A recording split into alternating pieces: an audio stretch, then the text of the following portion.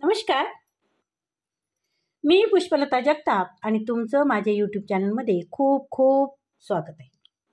आजच्या व्हिडिओमध्ये आपण जाणून घेणार आहोत की वय वाढल्यानंतर मैत्रीशिवाय सुद्धा तुम्हाला खरा आनंद, खरं समाधान देणारे हे 6 कारणं आहेत. जे कारणं आपण बघणार आहोत. चला तर मग जाणून घेऊया. तुम्ही कधी असा विचार केला आहे का की जसजसं आपलं वय वाढत जातं तसे आपले मित्रही आपल्यापासून दूर जायला लागतात. कधी स्वतःच कामात व्यस्त होतात तर कधी आयुष्याची धावपळ त्यांना कुठेतरी दुसरीकडेच घेऊन जाते. तर कधी कधी परिस्थितीसुद्धा निर्माण होते भेटण्या बोलण्याचा आणि आता जे पूर्वी बोलायचे भेटायचे ते मात्र आता कमी होतं, नाही का? ज्या मित्रांशी पूर्वी तुम्ही दररोज तुमचं बोलणं व्हायचं, आता त्यांच्याशी बोलण्यासाठी 6-6 महिने उलटून जातात आणि काहींची इतर बातमी कळत सुद्धा नाही. अशा वेळी मन थोडं जड होतं, नक्कीच होतं. पण याचा अर्थ खरंच असा आहे का की आपण आता एकटे पडलो आहोत? 70 नंतर मित्राची मैत्रिणीची खरंच तितकी गरज असते का जितकी तरुणपणी असते? आज आपण अशाच एका खूप महत्त्वाच्या पण अनेकदा दुर्लक्षित असलेल्या गोष्टीबद्दल बोलणार आहोत. तो म्हणजे 70 नंतर मित्रच हवेत असे गरजेचे आहे का? आणि त्यापेक्षाही जास्त गरजेचं काय आहे? आणि ते म्हणजे तुमचं स्वातंत्र्य. तुमच्या स्वातंत्र्याला आपलंसं करणं आणि आनंदी राहणं. आता तुम्ही विचार करत असाल की हा कसला विचित्र युक्तिवाद आहे. माणूस हा तर एक सामाजिक प्राणी आहे, समाजशील प्राणी आहे. अगदी बरोबर आहे तुमचं, अगदी बरोबर आहे. पण तुम्ही कधी असा विचार केला आहे का की सामाजिक असणं आणि प्रत्येक क्षणी कोणावर तरी अवलंबून असणं यात खूप फरक आहे. 70 नंतर आयुष्याचा अर्थ बदलतो मित्रांनो. आता आपल्याला गर्दी नको वाटते, आता आपल्याला शांतता हवी असते. आता दिखाव्याच्या मैत्रीपेक्षा आपल्याला जास्त महत्त्वाचं असते ते आपल्या मनाचं शांतता. आपल्या मनाची शांतीला आपण महत्त्व देतो, जे आपल्याला आतून मिळत असते. या वयात सर्वात मोठी गरज असते ते म्हणजे आत्मनिर्भरता, मानसिक शांती आणि स्वतःशीच असलेलं एक घट्ट नातं, घट्ट संबंध. जेव्हा आपण तरुण असतो ना तेव्हा मित्रांचा एक मोठा घोळका आपल्यासोबत असतो. हसणं, मजाक करणं, फिरणं, प्रत्येक लहान सहान गोष्टीवर एकमेकांचा सल्ला घेणं, हे सगळं काही सुरू असतं. पण जसजसं आपण 60 आणि मग 70 ओलांडतो तसे आपले प्राधान्यक्रम मात्र बदलू लागतात. आता प्रत्येक गोष्ट कोणाशी तरी बोलायलाच हवी किंवा प्रत्येक वेळी कोणाची तरी सोबतच हवी असे गरजेचं वाटत नाही आता. आणि इथूनच ते पहिलं कारण सुरू होतं. 70 नंतर मित्र असणं तितकं गरजेचं आहे का? तेवढं गरजेचं नाहीच आहे जितकं आपण समजतो. आणि ते कारण म्हणजे खरी शांती. हे गोंधळात नाही तर एकांतात मिळतं. कुठेही तुम्हाला ते गडबड, मित्रांचा घोळका यात ते तुम्हाला भेटत नाही, तर ते भेटते तुम्हाला आतल्या शांततेत. बघा काय होतं, एकटेपणा आणि एकांत यामध्ये फरक आहे. मी मागे एकदा व्हिडिओ टाकला होता, एकटेपणा आणि एकांत. एकटेपणा जेव्हा जाणवतो तेव्हा आपल्या आजूबाजूला लोक असूनही आपण आतून रिकामं अनुभवतो मित्रांनो. आणि एकांत तो असतो जेव्हा आपण कोणावरही अवलंबून न राहता स्वतःमध्येच समाधानी असतो. अनेकदा असं होतं की आयुष्याच्या या टप्प्यावर मित्र आपल्याला मजबूत करण्याऐवजी कमकुवत करत असतात. जेव्हा कोणी तुमचा वारंवार आधार बनतो ना तेव्हा तुम्ही स्वतःवर विश्वास ठेवायला विसरता. विचार करा, प्रत्येक लहान सहान समस्येसाठी जर तुम्ही मित्राला फोन करत असाल तर तुमची आत्मनिर्भरता आहे कुठे तुम्ही आत्मनिर्भर आहात? आणि दुसरं कारण असं आहे की 70 नंतर जेव्हा तुम्ही स्वतंत्र होता तेव्हा तुम्ही तुमच्या निर्णयाचे मालक बनता. ही गोष्ट का विसरता तुम्ही? कोणती अडवणूक नाही, कोणतेही टोमणे नाही. तुम्ही आता हे का करत आहात किंवा तुम्हाला असं करायला नको होतं असं म्हणणारं कोणीही नसतं. या वयात हे स्वातंत्र्य हीच सर्वात मोठी तुम्हाला मिळालेली एक भेट असते मित्रांनो. आता तिसऱ्या पैलूविषयी आपण बोलणार आहोत. तिसरा पैलू म्हणजे खऱ्या सुखाची सुरुवात तेव्हा होते जेव्हा आपण इतरांशी नाही तर स्वतःशी जोडले जातो. अनेक लोक या वयात एकटं राहायला घाबरतात. त्यांना असं वाटतं की मित्राशिवाय आयुष्य नीरस होऊन जाईल. पण सत्य हे आहे की जेव्हा तुम्ही स्वतःशी जोडले जाता, मग ते सकाळचा चहा एकट्याने घेणं असो, आवडतं पुस्तक वाचणं असो, किंवा ती मग जुनी खिडकीत बाहेर बघत गाणी ऐकणं असो. तुम्ही गाणी लावून दिलेली आहे आणि खिडकीच्या बाहेरचा आनंद तुम्ही घेत आहात हे असो. तर हे सर्व क्षण, हे सर्व वेळ तुमच्या आत्म्याला पोषण देतात. जसं जेवणाने एक प्रकारची पोषण मिळते ना, डॉक्टर तुम्हाला नेहमी सांगतात की असं पोषण अशा प्रकारचं घ्यायला पाहिजे जेणेकरून तुमचं शरीर तुम्हाला 7 दिन रोगापासून दूर ठेवेल. सकस आहार तुम्ही घ्यायला पाहिजे. अगदी त्याचप्रमाणे तुम्ही जर तुमच्या मनाचं ऐकून तुम्ही जर वागला ना, तर तुमच्या आत्म्याला पोषण मिळत असतं. जरा विचार करा, हे मित्र ज्यांच्याशी आता महिने बोलणं होत नाही, ते तुमच्या आयुष्याचा असा एक भाग आहे का की जो रोज तुम्हाला आनंद देऊ शकेल? कदाचित नाही. आणि याचा अर्थ ते वाईट आहेत असा अजिबात नाही मित्रांनो. त्यांची चुकी आहे असंही नाही, असं मुळीच नाही. फक्त प्रत्येकाच्या आयुष्याची दिशा आता वेगळी झाली आहे आणि त्यामुळे या वयात स्वतःला अपराधीपणाच्या भावनेतून मुक्त करणे खूप गरजेचं आहे. जर कोणी मित्र नसेल तर याचा अर्थ तुम्ही अपूर्ण आहात असा अजिबात होत नाही. याचा अर्थ असा होतो की आता तुम्ही आयुष्य स्वतःच्या मर्जीनुसार जगण्यासाठी तयार आहात ना. काही लोक म्हणतात की वृद्ध माणसं एकटी असतात, पण मी असं म्हणते की वृद्ध माणसं ही सर्वात जास्त स्वतंत्र असतात. आता तुमच्यावर कोणाची जबाबदारी नाही आहे. आता तुम्ही तुमच्या आयुष्याचे खरे मालक आहात आणि हीच विचारसरणी तुम्हाला तुमच्या खऱ्या स्वातंत्र्याकडे घेऊन जात असते. स्वातंत्र्य फक्त बाहेरचं नसतं मित्रांनो. खरं स्वातंत्र्य असतं ते तुमच्या आतमधलं असतं. जेव्हा तुम्ही कोणाच्याही आधाराशिवाय स्वतःवर प्रेम करायला शिकता, ते खरं स्वातंत्र्य असतं. आता जेव्हा आपण हे समजून घेतलं की एकटेपणा नेहमीच वाईट नसतो आणि स्वतःशी जोडले जाणं किती महत्त्वाचं आहे, तेव्हा त्या इतर पैलूबद्दल बोलूया का, ज्या विचारांना आणखी आपण मजबूत करूयात. चला तर मग त्या सुद्धा गोष्टी आपण जाणून घेऊया. आता बघूया आपण भावनेबद्दल, जी या वयात हळूहळू आणखी खोलवर रुजत जाते. भावना, मी वारंवार सांगत असते की भावनिकदृष्ट्या तुम्ही मजबूत बना. तर आता जे म्हणजे आंतरिक शक्ती आहे, स्वतःवरील विश्वास, जेव्हा तुम्ही 70 ओलांडता तेव्हा तुम्ही आयुष्याच्या अशा टप्प्यावर असता जिथे तुम्ही खूप काही पाहिलेलं असतं. नाती, जबाबदाऱ्या, आयुष्यातले ते चढ उतार आणि समाजाचे असंख्य असे नियम. अशावेळी जेव्हा आयुष्य थोडं मंदावतं तेव्हा खरी गरज असते स्वतःशी जोडले जाण्याची. आणि चौथा मुद्दा जो या विचाराचा आणखी पक्का करतो तो म्हणजे आपल्या आतला आवाज ऐकण्याचं स्वातंत्र्य.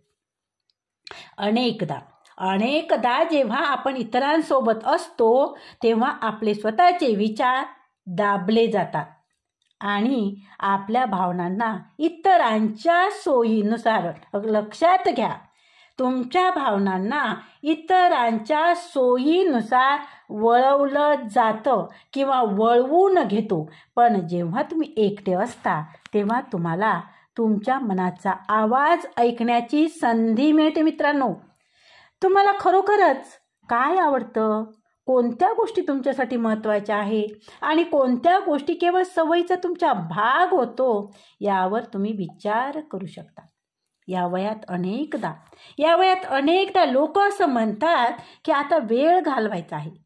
पण मी म्हणते, बघा, मला असं वाटतं की वेळ घालवायचा नाही, तर वेळ जगायचा आहे मित्रांनो. वेळ घालवायचा नाही आहे तुम्हाला. आणि हे तेव्हाच शक्य होतं जेव्हा तुम्ही त्या शर्यतीतून बाहेर पडता, ज्यात तुम्ही आयुष्यभर धावत राहिलात. कधी नोकरीसाठी, कधी मुलांसाठी, कधी समाजासाठी. आणि आता जेव्हा ही शर्यत संपली आहे तेव्हा तुम्ही स्वतःला एक संधी तर देऊन बघा. द्या ना संधी. जिला तुम्ही नेहमीच पुढे ढकललं आहे, हा तो काळ असतो जेव्हा तुम्ही तुमचे जुने छंद पुन्हा जागृत करू शकता. मग ते काहीही असू शकते. तुमच्यासाठी गाणी ऐकणे असू शकते, बागकाम करणे असू शकते, किंवा महिला जर असतील तर शिवणकाम करणं हे सुद्धा असू शकते. किंवा एखाद्यांना असं वाटतं की छानपैकी एखादं पुस्तक जुन्या गोष्टीचं वाचत बसा. छान गॅलरीत बसून जुन्या गोष्टीचं पुस्तक वाचत बसा. ते जे ज्या लेखकाचं तुम्हाला आवडत होतं पण वेळ मिळत नव्हता, पण आता मात्र काय आहे, तुमच्याकडे वेळ आहे, नाही का? मग अशा वेळी तुम्ही तुमचा वेळ फक्त शांत बसून चहाचा आस्वाद घेत आपल्या जुन्या आठवणींना अनुभवणे असो, या सर्व गोष्टी तुम्हाला त्या आंतरिक आनंदाशी जोडतात मित्रांनो. बघा, अनुभव घेऊन बघा. चहाचा कप हातात घ्या, गॅलरीत बसा किंवा पोर्चमध्ये बसा आणि तुमच्या जुन्या आठवणी आठवा. जुन्या आठवणी त्याच बरं ज्या तुमच्या मनाला समाधान देतात, ज्या तुमच्या मनाला सुकून जातात. दुखऱ्या आठवणी काढत बसू नका, आता त्या गरजेच्या नाही. आणि मग बघा, तुमचं आंतरिक मन किती आनंदानं भरून जातं. बघा मित्रांनो, अनुभव घेऊ. आणि ह्या सर्व गोष्टी तुम्हाला त्या आंतरिक आनंदाशी जोडतात, जो इतरांसोबत असताना तुम्ही कधीच ते शक्य नव्हतं किंवा तुम्ही ते अनुभव कधीच घेऊ शकले नसतात. आता बघूया नंबर 5. आता 5वा नंबर तर काय आहे, तर कमी माणसं आणि कमी गुंतागुंत. लक्षात घ्या, कमी माणसं आणि कमी गुंतागुंत. जितके जास्त लोक तितक्या जास्त अपेक्षा. या वयात जेव्हा मन थोडं संवेदनशील झालेलं असतं तेव्हा वारंवार कोणाच्या तरी उपेक्षेचं किंवा बोलण्याचा भार सहन करणं आपल्याला आतून तोडू शकतो. बघा, जास्त लोकात जर राहिलं तर काय होतं, कधी टोमणे ऐकावे लागतात, कधी काही वेगळ्या गोष्टी ज्या आपल्याला मनात खटकत असतात त्या गोष्टी बोलल्या जातात आणि त्या गोष्टी आपल्याला ऐकाव्या लागतात. आणि मग त्या बोलण्याचा भार आपल्या मनाला सहन करावा लागतो. आणि ते सहन फक्त करणं नसून ते आतून आपण तुटल्या जाऊ शकतो. मैत्री जरी शुद्ध नसेल तर ती एक ओझं बनून जाते. मग अशा मैत्रीमध्ये जेव्हा तुम्ही अशा मित्रांमध्ये राहतात तेव्हा त्या मैत्रीमध्ये जरी शुद्ध नसेल तरी ते मैत्री मात्र ओझं बनून जातं. जेव्हा तुम्ही स्वतःच्या सोबत असताना तेव्हा तुम्हाला कोणाच्या नाराजीचा, कोणाच्या टीकेचा किंवा कोणाच्या टोमण्यांचा तुम्हाला सामना करावा लागतो का? नाही ना? तर तुम्ही तुमच्या वेळेचे मालक असता. एवढा उशीर का झाला रे, किंवा कुठे चालला आहे असे विचारणारे लोक कोणीही तुमच्या आजूबाजूला नसतात, हो ना? मला जे हवं आहे ते तुम्ही करू शकता आणि हे स्वातंत्र्य सर्वात मोठा दिलासा देणार असतं.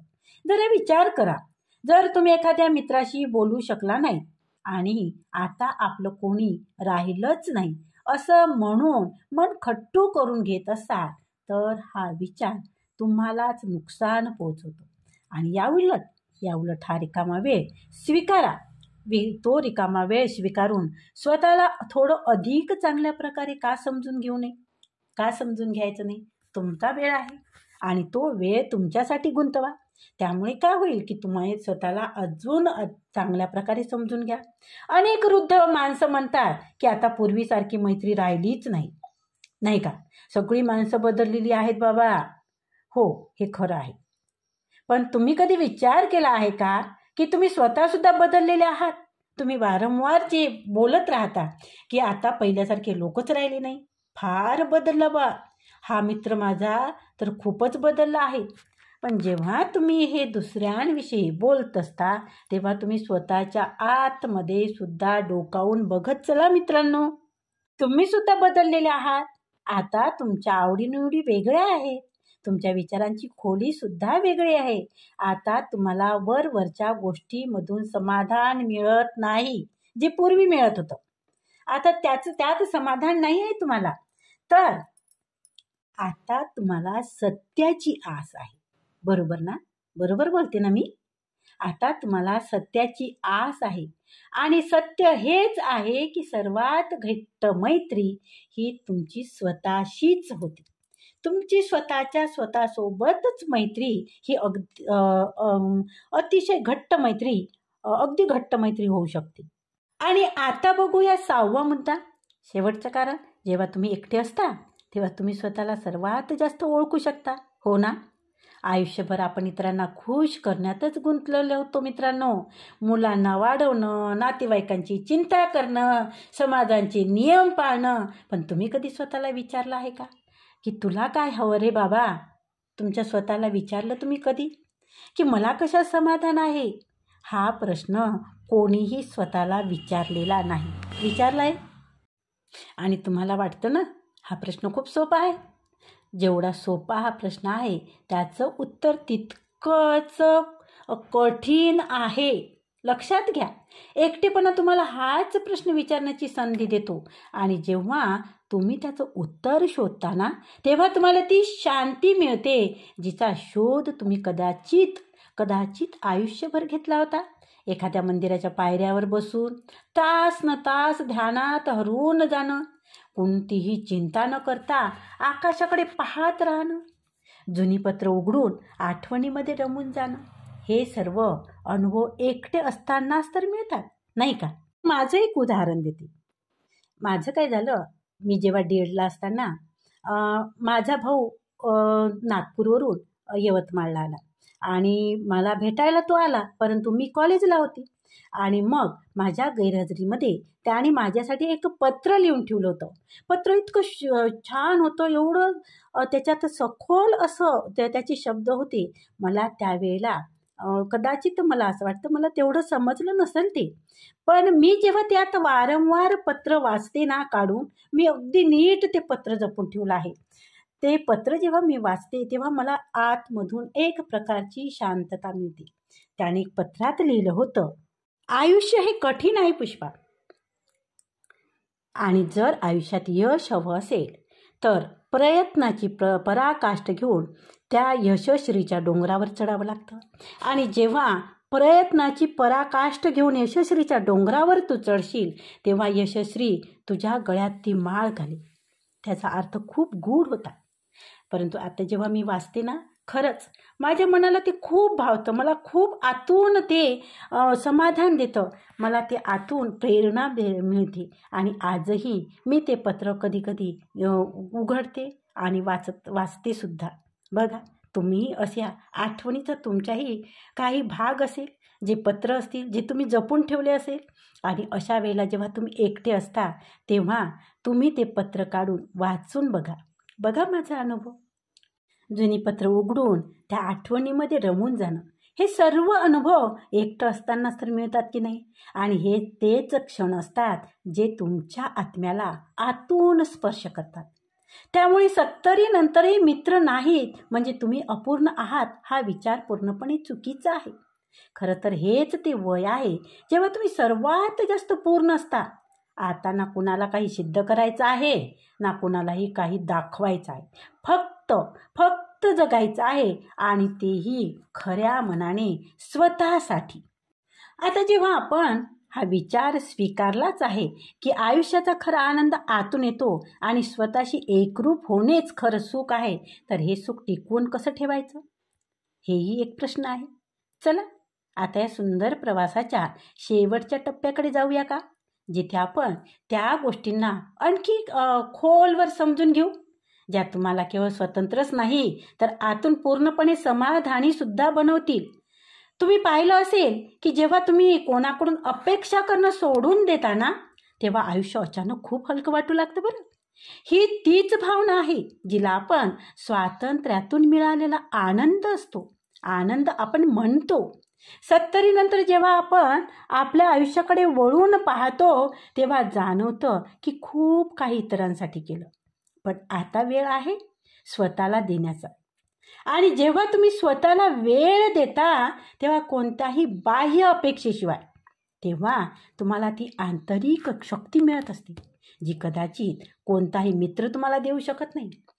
वृद्ध लोकांबद्दल अनेकदा एक गैरसमज असा असतो की एकटं राहणं म्हणजे दुःखी राहणं. पण हे पूर्ण सत्य नाही आहे. खरं तर एकटेपणा आणि एकांत या दोन वेगवेगळ्या गोष्टी आहेत. एकटेपणा तेव्हा जाणवतो जेव्हा तुम्हाला वाटतं की माझ्याजवळ कोणी नाही आहे, पण मी एकटाच आहे, मला कोणाची तरी गरज आहे, आणि जे एकटेपणा दुःख देतं. पण एकांत तेव्हा मिळतो जेव्हा तुम्ही स्वतःहून स्वतःला वेळ काढता, आणि एकांत हा आनंद देत असतो. मला समजून घ्या.